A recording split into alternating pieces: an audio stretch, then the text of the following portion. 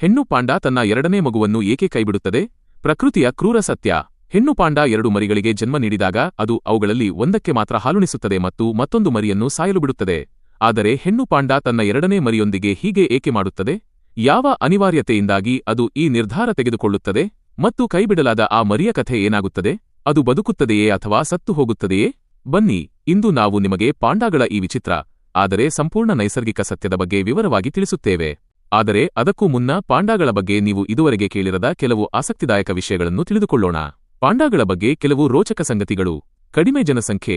ಪ್ರಸ್ತುತ ಇಡೀ ಜಗತ್ತಿನಲ್ಲಿ ಕಾಡು ಪಾಂಡಾಗಳ ಸಂಖ್ಯೆ ಕೇವಲ 1800ರಷ್ಟಿದೆ.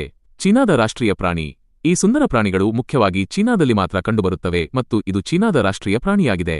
ಆಹಾರದ ಅಭ್ಯಾಸ. ಪಾಂಡಾಗಳು ಸಂಪೂರ್ಣ ಸಸ್ಯಾಹಾರಿಗಳು. ಆಹಾರದ ಹಲವು ಆಯ್ಕೆಗಳಿದ್ದರೂ ಇವು ಕೇವಲ ಬಿದಿರನ್ನು ಮಾತ್ರ ತಿನ್ನುತ್ತವೆ. ಕಡಿಮೆ ಜೀರ್ಣಶಕ್ತಿ. ಬಿದಿರಿನಲ್ಲಿ ಪೋಷಕಾಂಶಗಳು ತುಂಬಾ ಕಡಿಮೆ ಇರುತ್ತವೆ. ಆದ್ದರಿಂದ ಹೆಚ್ಚು ಶಕ್ತಿ ಪಡೆಯಲು ಪಾಂಡಾಗಳು ದಿನವಿಡೀ ತಿನ್ನಬೇಕಾಗುತ್ತದೆ. ಇವು ದಿನದಲ್ಲಿ 12 ರಿಂದ 16 ಗಂಟೆಗಳ ಕಾಲ ನಿರಂತರವಾಗಿ ಬಿದಿರನ್ನು ಅಗಿಯುತ್ತವೆ. ಆದರೆ ಇವುಗಳ ಜೀರ್ಣಾಂಗ ವ್ಯವಸ್ಥೆ ಎಷ್ಟು ದುರ್ಬಲವಾಗಿದೆ ಎಂದರೆ ತಿಂದ ಬಿದಿರಿನ ಕೇವಲ 17% ಮಾತ್ರ ಇವು ಜೀರ್ಣಿಸಿಕೊಳ್ಳಬಲ್ಲವು. ಸಂತಾನೋತ್ಪತ್ತಿ ಮತ್ತು ಪಾಂಡಾ ಡೇಟಿಂಗ್. ಹೆಣ್ಣು ಪಾಂಡಾ ವರ್ಷದಲ್ಲಿ ಕೇವಲ ಒಮ್ಮೆ ಮಾತ್ರ ಸಂತಾನೋತ್ಪತ್ತಿಗೆ ಸಿದ್ಧವಾಗುತ್ತದೆ. ಅದು ಕೂಡ ಕೇವಲ 2 ರಿಂದ 3 ದಿನಗಳವರೆಗೆ ಮಾತ್ರ. ಈ ಸಮಯದಲ್ಲಿ ಅದು ಒಂದು ವಿಶೇಷವಾದ ಧ್ವನಿಯನ್ನು ಮಾಡುತ್ತದೆ, ಮರಗಳನ್ನು ಗಿಚ್ಚುತ್ತದೆ ಮತ್ತು ಮೂತ್ರದ ಮೂಲಕ ಫೆರೋಮೋನ್ಸ್ ಬಿಡುಗಡೆ ಮಾಡುತ್ತದೆ. ಇದರಿಂದ ಗಂಡು ಪಾಂಡಾ ಆಕರ್ಷಿತವಾಗಿ ಹತ್ತಿರ ಬರುತ್ತದೆ.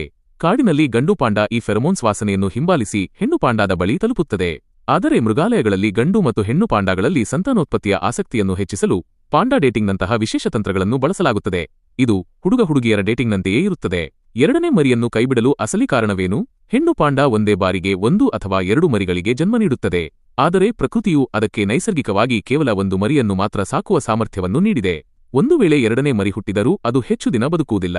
ಏಕೆಂದರೆ ಹೆಣ್ಣು ಪಾಂಡಾ ಯಾವಾಗಲೂ ತನ್ನ ಬಲಿಷ್ಠ ಮತ್ತು ಆರೋಗ್ಯಕರ ಮರಿಗೆ ಮೊದಲ ಆದ್ಯತೆ ನೀಡುತ್ತದೆ ಮತ್ತು ಎರಡನೇ ಮರಿಯ ಕಡೆಗೆ ಸರಿಯಾಗಿ ಗಮನಹರಿಸುವುದಿಲ್ಲ. ತಾಯಿ ಮತ್ತು ಮರಿಯ ತೂಕದ ವ್ಯತ್ಯಾಸ. ಪಾಂಡಾ ಮರಿಗಳು ಹುಟ್ಟಿದಾಗ ಅವುಗಳ ಗಾತ್ರ ಮತ್ತು ತೂಕ ತುಂಬಾ ಚಿಕ್ಕದಾಗಿರುತ್ತದೆ. ಹೆಣ್ಣು ಪಾಂಡಾದ ತೂಕ 70 ರಿಂದ 110 ಕೆಜಿಯಷ್ಟು ಇರುತ್ತದೆ. ಆದರೆ ನವಜಾತ ಮರಿಯ ತೂಕ ಕೇವಲ 100 ರಿಂದ 150 ಗ್ರಾಂ ಇರುತ್ತದೆ.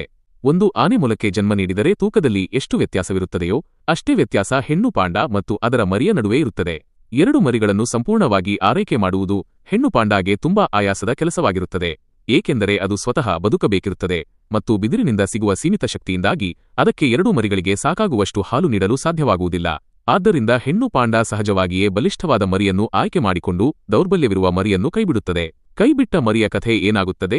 ಕಾಡಿನಲ್ಲಿ ಹೆಣ್ಣು ಪಾಂಡಾ 2 ಮರಿಗಳಿಗೆ ಜನ್ಮ ನೀಡಿದರೆ ತಾಯಿಯಿಂದ ಕೈಬಿಡಲ್ಪಟ್ಟ ಮರಿಯು ಹಸಿವು, ಚಳಿ ಅಥವಾ ಸೋಂಕಿನಿಂದಾಗಿ ಹೆಚ್ಚು ದಿನ ಬದುಕಲು ಸಾಧ್ಯವಾಗುವುದಿಲ್ಲ.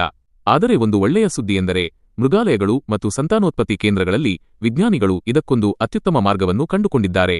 ಹೆಣ್ಣು ಪಾಂಡಾ ಅವಳಿ ಮರಿಗಳಿಗೆ ಜನ್ಮ ನೀಡಿದಾಗ ಸಂರಕ್ಷಣಾ ಸಿಬ್ಬಂದಿ ತಕ್ಷಣವೇ 2 ಮರಿಗಳನ್ನು ಸರದಿಯ ಪ್ರಕಾರ ತಾಯಿಯ ಬಳಿ ಇಡುತ್ತಾರೆ. ಒಂದು ಮರಿ ತಾಯಿಯ ಬಳಿ ಹಾಲು ಕುಡಿಯುತ್ತಿರುವಾಗ ಮತ್ತೊಂದು ಮರಿಯನ್ನು ಇನ್ಕ್ಯುಬೇಟರ್ನಲ್ಲಿ ಸುರಕ್ಷಿತವಾಗಿ ಇಡಲಾಗುತ್ತದೆ ಮತ್ತು ಅಗತ್ಯವಿದ್ದಾಗ ಅದಕ್ಕೆ ಕೃತಕ ಹಾಲನ್ನು ನೀಡಲಾಗುತ್ತದೆ. ನಂತರ 2 ಮರಿಗಳನ್ನು ಅದಲು ಬದಲು ಸ್ವಾಪ್ ಮಾಡಲಾಗುತ್ತದೆ. ಈ ತಂತ್ರಜ್ಞಾನದ ಕಾರಣದಿಂದಾಗಿ ಮೃಗಾಲಯಗಳಲ್ಲಿ ಪಾಂಡಾದ ಅವಳಿ ಮರಿಗಳನ್ನು ಉಳಿಸಿಕೊಳ್ಳುವಲ್ಲಿ ದೊಡ್ಡ ಯಶಸ್ಸು ಸಿಗುತ್ತಿದೆ. ಈಗ ನೀವು ಕಮೆಂಟ್ ಮಾಡಿ ತಿಳಿಸಿ, ಹೆಣ್ಣು ಪಾಂಡಾದ ಈ ನಿರ್ಧಾರ ಸರಿಯಾಗಿದೆಯೇ ಅಥವಾ ಪ್ರಕೃತಿಯ ಈ ನಿಯಮ ನಿಮಗೆ ಸ್ವಲ್ಪ ಕ್ರೂರ ಅನಿಸುತ್ತದೆಯೇ?